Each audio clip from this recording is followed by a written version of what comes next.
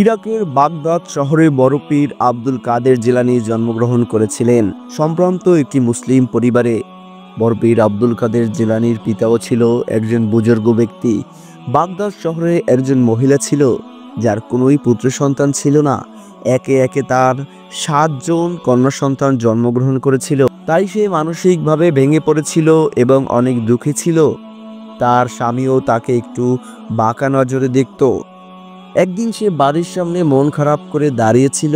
তারই এক প্রতিবেশী তার কাছে এসে বলল, হে বোন আমার, আমি তোমার কষ্টের কারণ বুঝতে পারছি। তোমার কোনোই পুত্র সন্তান হচ্ছে না, একে একে 7 জন কন্যা সন্তান জন্ম দিয়েছো তুমি।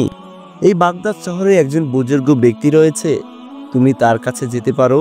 তিনি একজন আল্লাহওয়ালা লোক। তিনি যদি তোমার হয়ে আল্লাহর কাছে দোয়া করে, হয়তোবা তার উছিলায় তোমার একজন পুত্র সন্তান হতে পারে। তারপর সেই ব্যক্তি ওই মহিলাকে বড় পীর আব্দুল কাদের জিলানীর পিতার ঠিকানা দিলেন।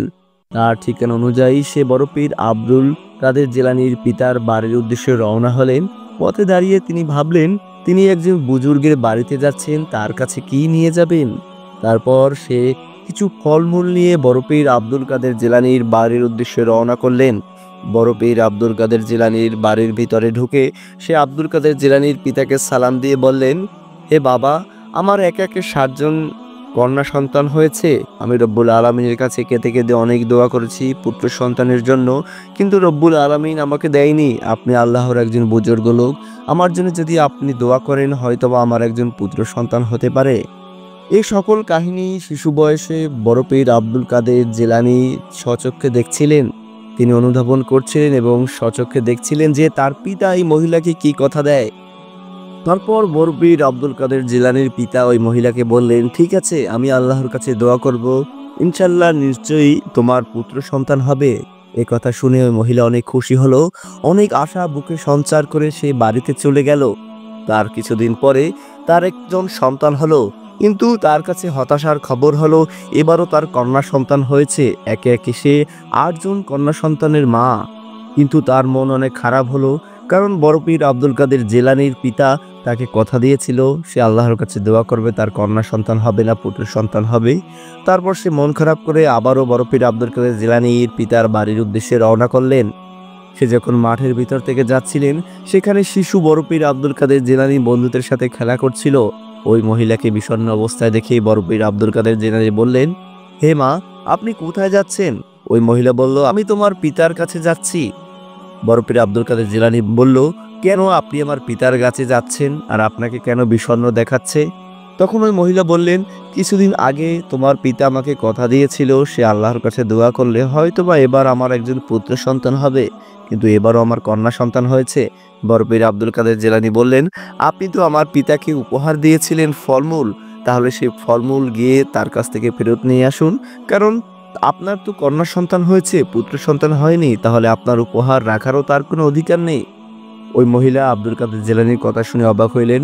সে বললেন, না না, আমার ফলমূল ফেরত নেওয়ার দরকার নেই, আমি শুধু তার সাথে একটু কথা বলতে চাই।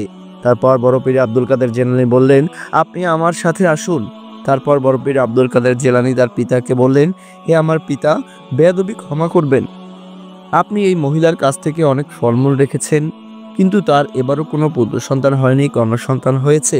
আপনার উচিত তার ফলমূল ফেরত দেয়া। আব্দুল কাদের জিলানীর কথা শুনে তার পিতা একটু রাগান্বিত হলেন। তিনি বললেন, তুমি এসব কি বলছো? তুমি যাও, মাঠে খেলতে যাও।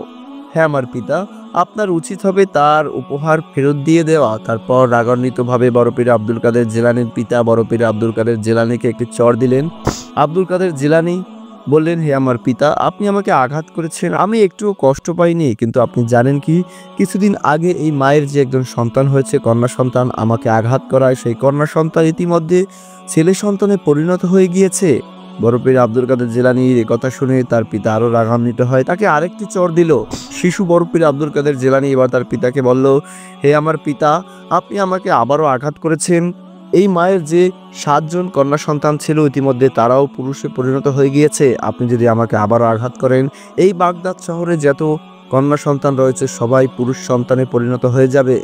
বড় পীর আব্দুল কাদের জিলানীর কথা শুনে তার বাবা অবাক হয়ে রইলেন। সে নিজেও জানতো বড় পীর আব্দুল কাদের জিলানী মায়ের গর্ভ থেকেই অনেক আধ্যাত্মিক সক্ষমতা নিয়ে এসেছে, ঈমান আমল নিয়ে এসেছে, তাই তিনি অবাক হয়ে গেলেন। তিনি একজন লোককে ওই মহিলার বাড়িতে পাঠালেন। এবং সে এসে বলল, হে হুজুর, তার বাড়িতে যত কন্যা সন্তান ছিল সবাই পুরুষ সন্তানে পরিণত হয়ে গিয়েছে। বড় পীর আব্দুল কাদের জিলানীর পিতা একটু ঘাবড়ে গেলেন।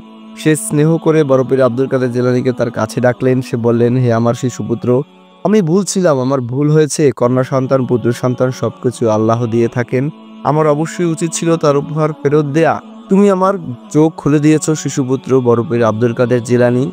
তারপর ওই মা অনেক খুশি হলেন, কারণ তার কন্যা সন্তানরা সব পুত্র সন্তানে পরিণত হয়েছেন। বড় পীর আব্দুল কাদের জিলানীকে কৃতজ্ঞতা প্রকাশ করে সেখান থেকে চলে গেলেন। প্রিয় বন্ধুরা, বড় পীর আব্দুল কাদের জিলানীর শিশু বয়স থেকেই অনেক আধ্যাত্মিক সক্ষমতা ছিল তার। তিনি ছিলেন আল্লাহর একজন বড় ওলি। আমাদের চ্যানেলটি আপনার ভালো লাগলে অবশ্যই চ্যানেলটিকে সাবস্ক্রাইব করে রাখবেন নিত্য নতুন ভিডিওর জন্য। ধন্যবাদ।